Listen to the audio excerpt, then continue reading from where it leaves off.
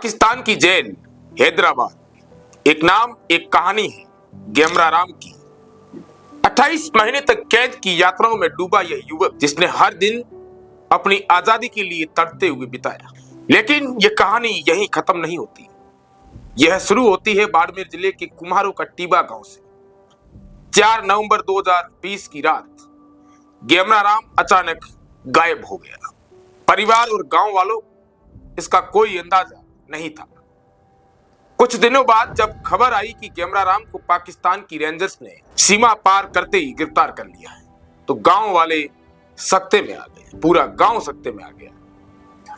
स्थानीय सूत्रों के अनुसार गेमरा राम ने यह कदम अपनी प्रेमिका के परिवार के दबाव के चलते उठाया। यह प्रेम और पारिवारिक तनाव का खेल उसे सरहद के उस पार ले गया, जहां से लौटना आसान नहीं था। पाकिस्तान की हैदराबाद जेल में डाल दिया गया, जहां उसने 28 महीने बिताए। जेल में उसने जिन यातनाओं को झेला, उनका जिक्र करते हुए उसने भारत लौटने के बाद अपनी पीड़ा जाहिर की। अमानवीय व्यवहार, मानसिक और शारीरिक उत्पीड़न ने उसके मन पर गहरा असर छोड़ा। भारत सरकार के प्रयासों और लंबे इंतजार के बाद 14 फरवरी 2023 को वाघा बॉर्डर पर उसे भारत लाया गया। यह दिन उसके परिवार और गांव वालों के लिए खुशियों से भरा था, लेकिन इस खुशी के पीछे छिपा था एक गहरा दर्द, जो कुछ ही महीनों बाद सामने आ गया। पाली जिले के अपने किराए के मकान में गेमरा राम मृत पाया गया। शुरुआती जांच में आत्महत्या का मामला बताया गया, लेकिन क्या यह सिर्फ आत्महत्या थी? क्या जेल में बिताए दिनों का मानसिक प्रभाव अब भी उसके मन को झकझोर कर रहा था? पुलिस इन सवालों के जवाब खोजने में लगी है। गेमरा राम पाली की एक फैक्ट्री में काम करता था। पुलिस ने उसके सहकर्मियों और पड़ोसियों से पूछताछ की। उन्होंने बताया कि गेमरा राम शांत और मेहनती था, लेकिन उसके व्यवहार में एक अजीब सी उदासी झलकती थी। क्या यह उदासी उसकी जिंदगी का कोई अनकहा पहलू थी, जिसे उसने कभी किसी को बताया नहीं, किसी से साझा नहीं किया?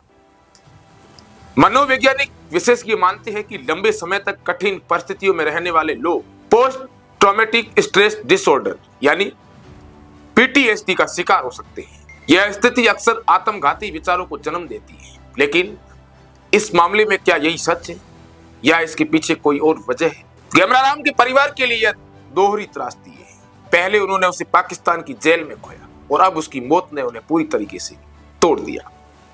गांव कुम्हारों का टीबा में शोक का माहौल है। ग्रामीणों का भी यह कहना है कि गेमरा राम एक नेक दिल और मेहनती युवक था। इस घटना ने कई सवाल खड़े कर दिए। क्या गेमरा राम को भारत लौटने के बाद पर्याप्त मनोवैज्ञानिक सहायता दी गई?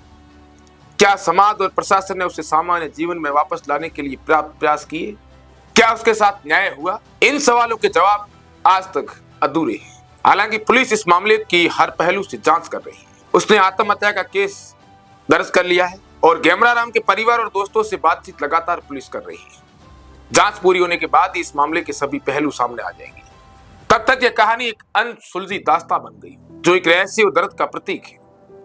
गेमरा राम की यह कहानी न केवल उसके परिवार बल्कि पूरे समाज के लिए एक सबक है।